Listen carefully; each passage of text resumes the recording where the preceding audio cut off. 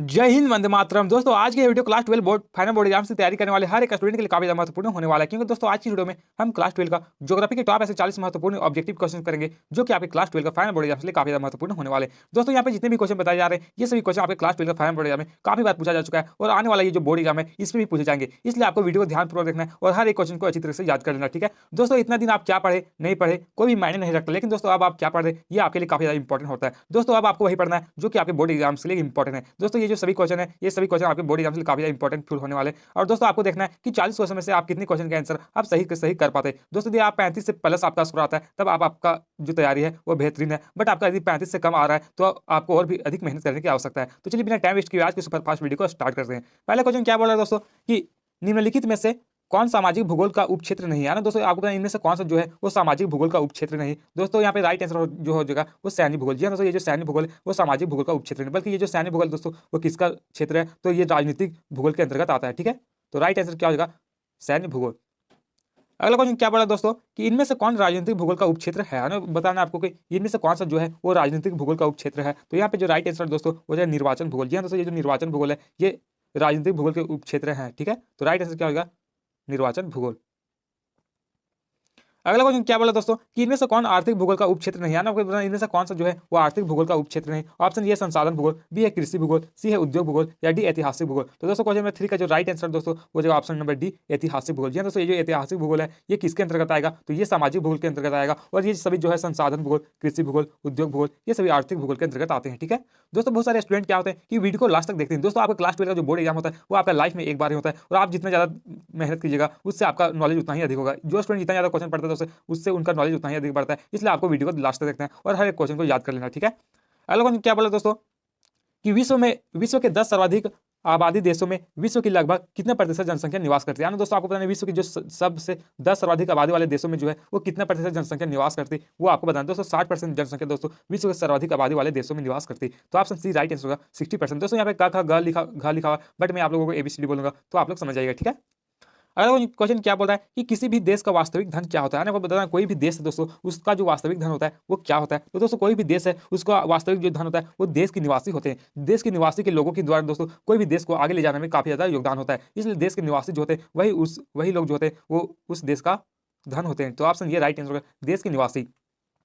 अगला क्वेश्चन क्या बोला दोस्तों कि एशिया में बहुत अधिक स्थानों पर कम लोग और कम स्थानों पर बहुत अधिक लोग रहते हैं, यह कथन किसका है। आपको पता नहीं जो कथन है कि एशिया में बहुत अधिक स्थानों पर कम लोग और कम स्थानों पर अधिक लोग निवास करते हैं, ये जो कथन है वो किसके द्वारा दिया गया। तो दोस्तों ये जो कथन दिया गया था वो जॉर्ज बी क्रेसी के द्वारा दिया गया था। ठीक है, तो राइट आंसर क्या हो जाएगा जॉर्ज बी क्रेसी।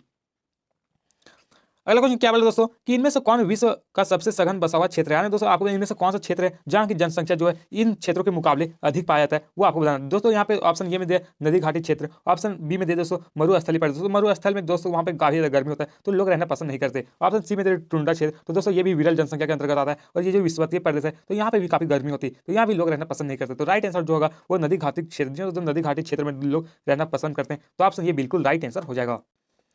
नेक्स्ट क्या बोल रहा है कि इनमें से कौन जीवन का सर्वाधिक महत्वपूर्ण कारक है। आने को आपको बताना दोस्तों इनमें से कौन सा जो है वो जीवन के लिए जो है वो जीवन जीने के लिए सबसे महत्वपूर्ण कारक है। तो दोस्तों ये जो भू आकृति ये भी सबसे अधिक महत्वपूर्ण कारण है जीवन जीने के लिए। जल की उपलब्धता भी है, जलवायु भी है और मृदाएं भी है। तो दोस्तों सबसे अधिक देखा जाए तो जल की उपलब्धता जो है वो सबसे महत्वपूर्ण होता है किसी भी जीवन यापन करने के लिए। तो ऑप्शन बी राइट होगा जल की उपलब्धता। ठीक है, अगला क्वेश्चन क्या बोल रहा है कि किस प्रकार की मिट्टी वाले प्रदेशों में अधिक लोग निवास करते हैं। इनमें से कौन सा जो मिट्टी है दोस्तों वहाँ पे लोग सबसे अधिक लोग निवास करते हैं। तो दोस्तों आप लोगों को पता है कि जहाँ की जो मृदा उपजाऊ होती है वहाँ पे लोग रहना पसंद करते हैं। तो दोस्तों इनमें से सबसे अधिक उपजाऊ मिट्टी की बात करें तो ये जो दोमट मिट्टी है या फिर जलोढ़ मृदा ये सबसे अधिक उपजाऊ मिट्टी होती है। तो ये दोमट मिट्टी है जलोढ़ मृदा में रहना लोग काफी ज्यादा पसंद करते हैं, क्योंकि दोस्तों यहाँ पे कृषि काफी आसानी से किया जाता है और कृषि में फसलों का उत्पादन काफी अच्छा से होता है, इसलिए लोग यहाँ पे रहना पसंद करते हैं। तो ऑप्शन यहाँ पे सी राइट आंसर होगा दोमट मिट्टी।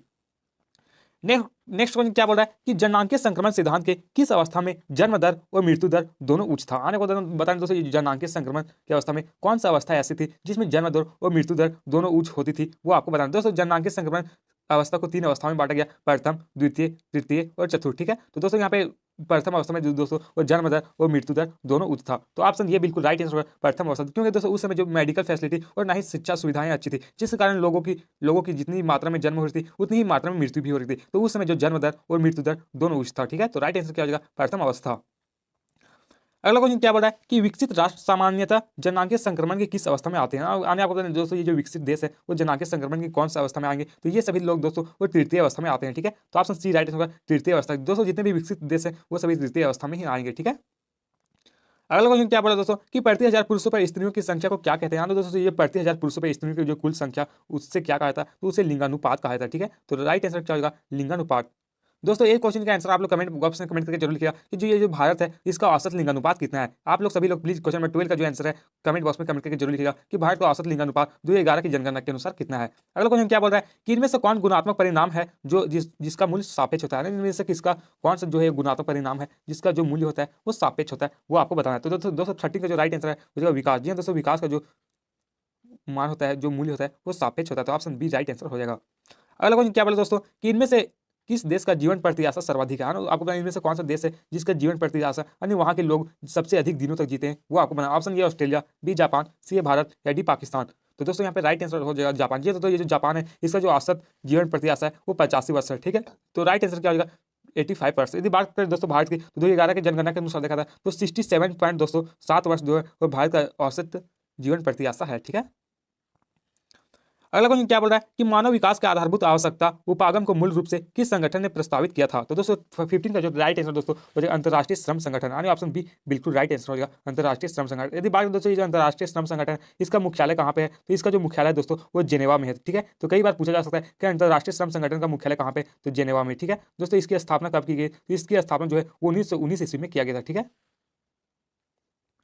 अगला क्वेश्चन क्या बोला दोस्तों कि इनमें से किस देश का मानव विकास सूचकांक भारत में ऊंचा है। दोस्तों इनमें से कौन सा देश है जिसका मानव विकास सूचकांक जो है वह भारत में सबसे अधिक है। तो दोस्तों ये जो श्रीलंका है इसका मानव विकास सूचकांक जो है वह भारत सबसे अधिक है इन सभी देशों के मुकाबले, तो ऑप्शन ये राइट आंसर है श्रीलंका। ठीक है, अगला क्वेश्चन 17 में दिया गया जो काफी महत्वपूर्ण क्वेश्चन आपके बॉडी एम्स लिए कि किस क्षेत्र में कार्य क्रियाकलाप करने वाले लोग लाल कॉलर श्रमिक कहलाते हैं। दोस्तों कौन सा क्षेत्र में काम करने वाले जो श्रमिक है उन्हें लाल कॉलर जो श्रमिक कहा जाता है वो आपको बताना है। तो दोस्तों प्राथमिक क्षेत्र में जितने भी श्रमिक कार्य करते हैं उसे ये जो लाल कॉलर श्रमिक कहा जाता है, तो ऑप्शन ये बिल्कुल राइट आंसर होगा प्राथमिक क्षेत्र। ठीक है दोस्तों, यदि बात करें दोस्तों ये जो द्वितीय क्षेत्र है इसके अंदर काम करने वाले लोगों को कौन सा कलर के अंतर्गत है, तो इसके अंदर जितने भी कार्य करते हैं उन्हें ब्लू या फिर नीला कलर के अंतर्गत रखा जाता है। ठीक है, तो आपसे क्वेश्चन पूछा जाता है कि कौन सा क्षेत्र में कार्य करने वाले लोग जो है वो नीला कॉलर कहलाते हैं, तो द्वितीय क्षेत्र। यदि चतुर्थ क्षेत्र की बात करें तो इसमें जितने भी काम करते हैं वो उसे क्या कहता है, तो उसे श्वेत या फिर सफेद रहेगा। ठीक है, और ये तृतीय क्षेत्र के अंतर्गत आते हैं दोस्तों, इन्हें पिंक या फिर गुलाबी के अंतर्गत आते हैं। ठीक है, अगला क्वेश्चन क्या बोल रहा है कि मानव की कौन सी आर्थिक क्रियाएं प्राचीनतम है, और इनमें से कौन सा आर्थिक क्रिया जो है वो मानव के लिए सबसे प्राचीन है। ऑप्शन ए कृषि, बी है भोजन संग्रहण एवं आखेट, सी है उद्योग धंधे या डी व्यापार। तो दोस्तों यहाँ पे राइट आंसर ऑप्शन बी भोजन संग्रहण एवं आखेट। जी हाँ दोस्तों, मानव ने सबसे पहले प्राचीनतम जो है वो भोजन संग्रहण एवं आखेट करना प्रारंभ किया था, तो ऑप्शन बी राइट आंसर हो जाएगा। अगला क्वेश्चन क्या बोल रहा है कि जर्मनी में आधुनिक भूगोल के किस विचारधारा का विकास हुआ। आपको ये जो जर्मनी देश है वहाँ पे आधुनिक भूगोल के कौन सा विचारधारा का विकास हुआ था, तो दोस्तों वहाँ पे जो है वो प्राकृतिकवाद, नियतिवाद और निश्चयवाद, ये तीनों एक ही दोस्तों, तो इन सभी का विकास जो है वो जर्मनी में हुआ था। तो कई बार क्वेश्चन में आपसे पूछा जाता है कि जो नियतिवाद है या फिर प्रकृतिवाद है या फिर निश्चयवाद है इसका जनक किसे कहा जाता है, तो इसका जो जनक है दोस्तों वो फ्रेडरिक रेजियल को कहा जाता है जो कि जर्मन के भूगोल बताता था। ठीक है, अगला क्वेश्चन क्या बोला कि अर्धकुंडे के लेखक कौन है। आने बताइए जो अर्धकुंडे है इसके लेखक कौन है, तो दोस्तों ये जो अर्धकुंडे है इसके जो लेखक है वो कॉल रिटर है। आने ऑप्शन बी बिल्कुल राइट है, कॉल रिटर। दोस्तों ये जो फ्रेडरिक रेजियल है इसके ये कौन सा पुस्तक लिखे, तो एंथ्रोपोजोग्राफिया जो पुस्तक है दोस्तों वो फ्रेडरिक रेजियल के द्वारा लिखा गया। ये जो बरेनियस है दोस्तों इसके द्वारा जो है वो जोग्राफिया जनरलिस्ट पुस्तक लिखा गया था। ठीक है, अगला क्वेश्चन क्या बोला कि संभववाद शब्द का प्रयोग सर्वप्रथम किसके द्वारा किया गया था। दोस्तों ये जो संभववाद शब्द है इसका प्रयोग इनमें से कौन सा भूगोलवेत्ता के द्वारा सबसे पहली बार किया गया था वो आपको बताना। तो दोस्तों लुसियन फेब्रे, यानी पूरा नाम इसका दोस्तों यहाँ पे सिर्फ फेब्रे लिखा, तो ऑप्शन सी राइट होगा फेब्रे। दोस्तों फेब्रे ने सबसे पहली बार दोस्तों ये जो शब्द है संभववाद इसका प्रयोग किया था, कब किया था दोस्तों, तो 1922 ईस्वी में। ठीक है, कहाँ के ये रहने वाले थे, तो ये जो लुसियन फेब्रे है वो फ्रांस के भूगोलवेत्ता था। ठीक है, अगला क्वेश्चन क्या बोल रहा है कि ओरिजिन ऑफ स्पीसीज सिद्धांत का संबंध निम्नलिखित में से किस विद्वान से है। यानी ये जो ओरिजिन ऑफ स्पीसीज सिद्धांत है इसका संबंध इनमें से कौन से विद्वान से है वो आपको बताना है। दोस्तों 22 का जो राइट आंसर है वो ऑप्शन ये डार्विन, चार्ल्स डार्विन का संबंध जो है वो ओरिजिन ऑफ स्पीसीज सिद्धांत से है। ठीक है, तो राइट आंसर हो जाएगा डार्विन। अगला क्वेश्चन क्या बोल रहा है कि फ्रांसीसी भूगोल के जनक जिन्हें संभववाद विचारधारा का चैंपियन भी कहा जाता है, यह कथन कौन सा भूगोलवेत्ता का है। यानी ये जो कथन दिया गया वो कौन सा भूगोलवेत्ता के द्वारा दिया गया, तो ये जो कथन दिया गया दोस्तों वो विडाल डी लाब्लास के द्वारा दिया गया। ठीक है, तो राइट आंसर क्या होगा डी लाब्लास या फिर विडाल डी लाब्लास कई बार थे, ये फ्रांस के भूगोलवेत्ता थे। और दोस्तों ये जो संभववाद है इसका जनक भी कई बार पूछा जाता है, तो संभववाद का जो जनक है वो विडाल डी लाब्लास को ही माना जाता है। और ये कहाँ के रहने वाले थे, तो ये इनका जो घर था वो फ्रांस के एक महत्वपूर्ण भूगोलवेत्ता थे। अगला क्वेश्चन क्या बोल रहा है कि पर्यावरणीय निश्चयवाद विचारधारा की शुरुआत जर्मन के किस विद्वान द्वारा किया गया? तो दोस्तों इसकी जो शुरुआत है दोस्तों वो हमबोल्ट के द्वारा शुरू किया गया। ठीक है, तो राइट आंसर क्या होगा? हमबोल्ट। नेक्स्ट क्वेश्चन दोस्तों बोल रहा है कि ज्योग्राफिया नेचुरलिस्ट के लेखक कौन है? दोस्तों ये जो ज्योग्राफिया नेचुरलिस्ट है इसके लेखक कौन है? तो इसके जो लेखक है दोस्तों वो बरेनियस है। ठीक है, तो ऑप्शन सी राइट आंसर होगा बरेनियस। अगला क्वेश्चन क्या बोला दोस्तों कि आधुनिक भूगोल के संस्थापक किससे कहा जाता है ना? बताने जो आधुनिक भूगोल है इसका संस्थापक जो है वो किससे कहा जाता है? तो दोस्तों आधुनिक भूगोल का जो संस्थापक है वो हमबोल्ट को कहा जाता है। तो ऑप्शन ये बिल्कुल राइट आंसर होगा हमबोल्ट। अगला क्वेश्चन क्या बोल रहा है कि पर्यावरणीय निश्चयवाद विचारधारा के समर्थक विद्वान एलन सेम्पुल किस देश की थी? काफी इंपॉर्टेंट क्वेश्चन दोस्तों। ये जो एलन सेम्पुल है वो कौन से देश की थी वो आपको बताना। दोस्तों ये जो एलन सेम्पुल है वो संयुक्त राष्ट्र अमेरिका की थी। ठीक है, तो राइट आंसर क्या होगा? अमेरिका या फिर संयुक्त राष्ट्र अमेरिका। तो ये जो एलन सेम्पुल है वो फ्रेडरिक डेनियल की शिष्य थी। ठीक है, अगला क्वेश्चन क्या बोल रहा है कि ज्योग्राफिया पुस्तक जिसे भूगोल का वेद भी कहा जाता है के लेखक कौन है? हम बताइए जो पुस्तक है ज्योग्राफिया पुस्तक जिसे भूगोल का वेद कहा जाता है इसके लेखक जो है वो कौन है? तो इसको लेखक जो है वो इरेटोस्थनीज है। ठीक है, तो राइट आंसर क्या? इरेटोस्थनीज। अगला क्वेश्चन क्या बोला दोस्तों कि विश्व की कुल जनसंख्या का कितना प्रतिशत भाग भारत में है ना? बताना दोस्तों विश्व की कुल जनसंख्या का कितना प्रतिशत आबादी जो है वो भारत में निवास करती है? तो वो आपको बताना। तो दोस्तों राइट आंसर जो होगा वो 17.7% आबादी जो है वो सिर्फ भारत में निवास करती है विश्व का। ठीक है, तो राइट आंसर क्या होगा? Option C 75.5%। अगला क्वेश्चन क्या बोल रहा है कि सबसे कम जनसंख्या निम्नलिखित में से किस महाद्वीप में स्थित है? आने वाले इनमें से कौन सा महाद्वीप में दोस्तों सबसे कम जनसंख्या पाया जाता है वो आपको बताना। दोस्तों सबसे कम जनसंख्या की बात करें तो सबसे कम जनसंख्या जो है वो ऑस्ट्रेलिया महाद्वीप में पाया जाता है। ठीक है, तो राइट आंसर क्या होगा? सब ऑस्ट्रेलिया महाद्वीप। अगला क्वेश्चन क्या बोल रहा है कि अफ्रीका महाद्वीप में सबसे अधिक जनसंख्या वाला देश कौन सा है? अब बताना ये जो अफ्रीका महाद्वीप है उसमें से सबसे अधिक जनसंख्या जो है वो कौन सा देश है वो आपको बताना। सबसे अधिक अफ्रीका महाद्वीप में बात करें तो ये जो नाइजीरिया देश है इसका जनसंख्या जो है वो सबसे अधिक है। ऑप्शन बी राइट आंसर हो जाएगा। फ्रेंड जिन भाई और बहनों ने चैनल को सब्सक्राइब कर लिया उन लोगों को तहे दिल से धन्यवाद। जिन लोगों ने चैनल को सब्सक्राइब नहीं किया यार प्लीज चैनल को सब्सक्राइब कर ले, क्योंकि दोस्तों इस चैनल में क्लास 12 का फाइनल बोर्ड एग्जाम की तैयारी बहुत ही ज्यादा बेहतरीन तरीके से करवाया जाता है। और दोस्तों अभी बज रहा है रात का 12:08 हो रहा है और मैं आप लोगों के लिए इतना मेहनत से वीडियो बना रहा हूँ, इसलिए आप लोग वीडियो को एक बार लाइक कर दीजिएगा। ठीक है, अगला क्वेश्चन क्या बोला दोस्तों कि विषम जलवायु के कारण निम्नलिखित में से सबसे विरल जनसंख्या वाला क्षेत्र कौन सा है? यानी इनमें से कौन सा क्षेत्र में जो है वो सबसे कम जनसंख्या निवास करती है वो आपको बताना। दोस्तों 32 का जो राइट आंसर दोस्तों वो जो विश्वतीय प्रदेश जो विश्वत प्रदेश है यहाँ पे सबसे कम लोग निवास करते हैं, क्योंकि जो विश्वतीय प्रदेश में वो काफी ज्यादा गर्मी होता है। ठीक है, नेक्स्ट क्या बोल रहा है कि जननांकीय संक्रमण की किस अवस्था में जनसंख्या विस्फोट होता है ना? दोस्तों ये जो जननांकीय संक्रमण की कौन सा अवस्था में जो है वो जनसंख्या विस्फोट हुआ था वो आपको बताना। दोस्तों जननांकीय संक्रमण की बात करें तो द्वितीय अवस्था में दोस्तों जनसंख्या विस्फोट हुआ था। ठीक है, तो ऑप्शन बी राइट होगा द्वितीय अवस्था।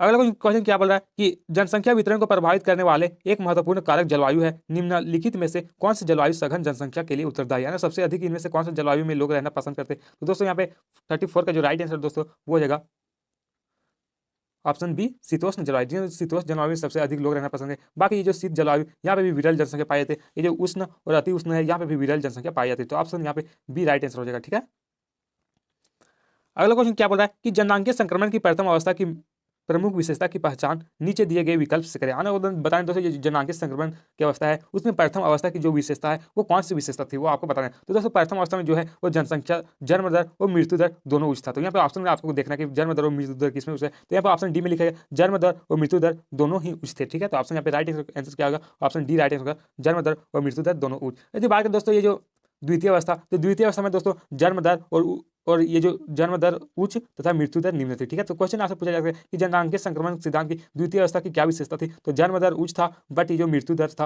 वो निम्न था। यदि बात करें दोस्तों तृतीय अवस्था, तो तृतीय अवस्था में दोस्तों जन्म दर तथा मृत्यु दर दोनों ही निम्न हो गया था। ठीक है,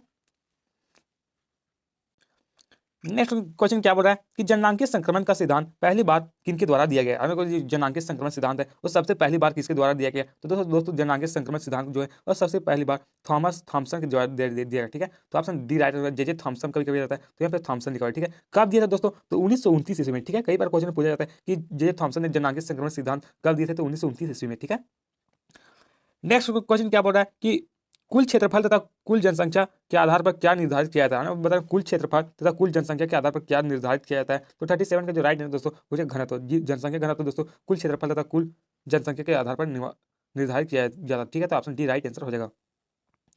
अगला क्वेश्चन क्या बोल रहा है कि आयु लिंक पिरामिड से जनसंख्या के किस विशेषता को प्रदर्शित किया जाता है? आपको जो आयु लिंक पिरामिड है इसके द्वारा जनसंख्या की कौन सी विशेषता को प्रदर्शित किया जाता है? तो 38 का जो राइट है दोस्तों वो हो जाएगा आयु संरचना और लिंग संरचना, ये दोनों को दोस्तों आयु लिंक पिरामिड से दर्शाया जाता है। तो ऑप्शन डी राइट होगा क और ख दोनों। ठीक है, अगला क्वेश्चन क्या बोल रहा है कि जनसंख्या पिरामिड में बाएं भाग की चौड़ाई दाएं भाग से अधिक होना क्या प्रदर्शित करता है। तो दोस्तों 39 का जो राइट आंसर होगा पुरुष जनसंख्या की अधिकता को प्रदर्शित करता है, बाएं भाग से दाएं भाग की चौड़ाई अधिक होना। ठीक है, तो ऑप्शन बी राइट आंसर हो जाएगा।